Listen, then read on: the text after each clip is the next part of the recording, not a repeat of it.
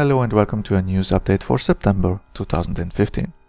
There are some news again this month for many games that interest us. Publishers are preparing for Christmas season and try to hype their games by giving out little info bites about their upcoming titles.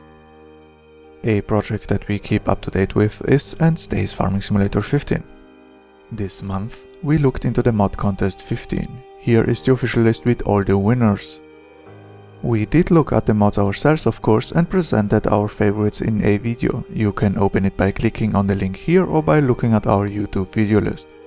In addition to that, we also presented a tractor, a Massey Ferguson 7726, which impressed us with its many IC functions. Click on the picture to open the video on it. For the month of October we expect the release of the Gold Edition of Farming Simulator 15 with new vehicles, a new map and optionally a steering wheel with pedals and a center console. So far nothing has changed regarding the release date, the 29th of October. Amazon has the game on pre-order for $25.99. If the hardware will be sold on that day too is not clear yet. Gamers who already have the game can purchase the official add-on and will get the vehicles and the map for $14.99 on Amazon. Giants has released the first screenshots just now, which introduce a new brand for FS15, Quernland. Thus the Gold Edition will contain a total of 20 vehicles or machines from Setor, Tatra, Rosselmeer, Farmtech and Quernland. During Gamescom, Giants had announced new free content for FS15, which has now found its way to the mod hub.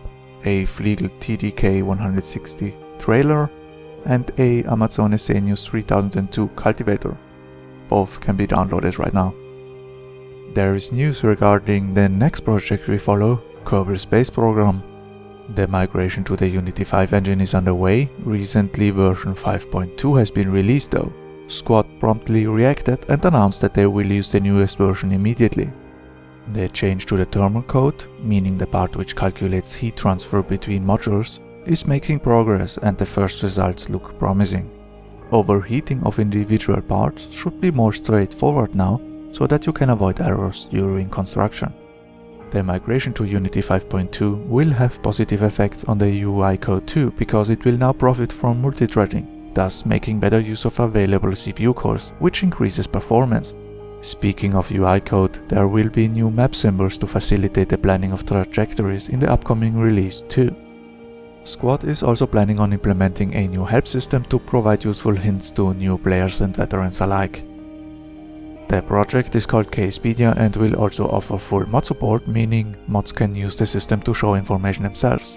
The content is not limited to text, animations and short movies are supported also.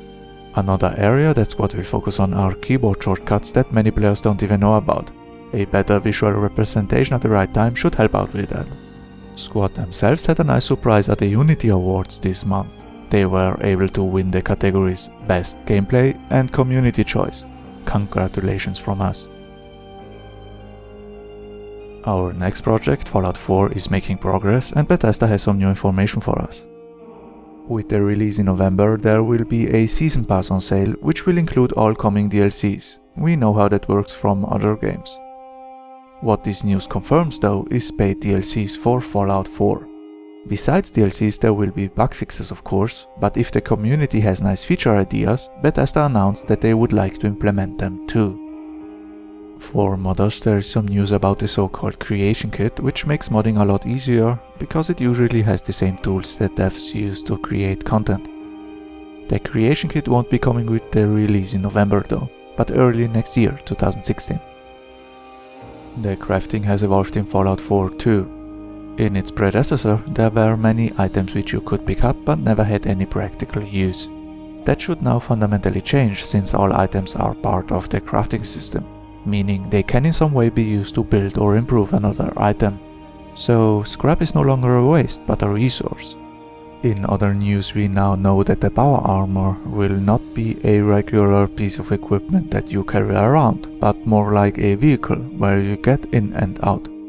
Your companions in the game like the dog or Handy will be somehow immortal. This sounds bad at first, but this choice has been made so that players don't simply reload on their death. Companions can be knocked out or injured by opponents though, and you then have to heal them, or endure a longer wait until they are fully operational again. In addition, you will be able to form lovely relationships with human characters. How profound they will be or how relevant for the storyline is not yet known. Firaxicon by Firaxis is underway, and that means news about XCOM. The successor is coming early 2016, and all aliens that we know from XCOM will appear in a new, improved form, with even deadlier skills. This should require new tactics and increase difficulty again.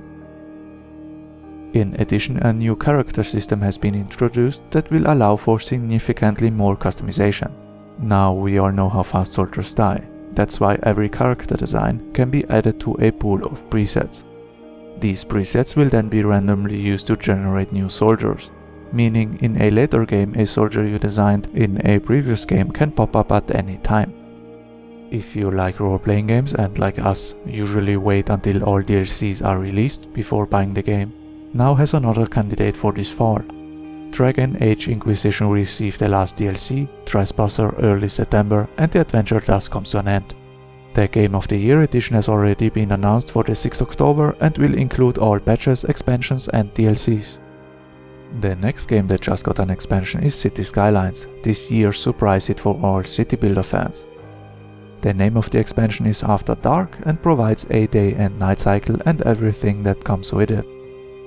Buildings have bright lights, billboards light up the neighborhood, traffic uses headlamps and lanterns illuminate paths and parks. Nightlife is raging, criminals are held at bay by the police, and trade areas can for the first time be dedicated to leisure or tourism. So if you had fun with the original game, that's the expansion for you. Another game that received an expansion is Pillars of Eternity with its White March DLC. The DLC opens up a new wintry area where you have to explore a dwarven smithery. This is only part 1 of the expansion though. You should only buy it if you really can't wait for part 2 to be released in early 2016. This will also be the last DLC for this game. The devs want to focus on a successor. Well, that's it from us. Have fun with your games and mods, and always remember, just take a moment to thank the modders for their work if you are using it. See you soon.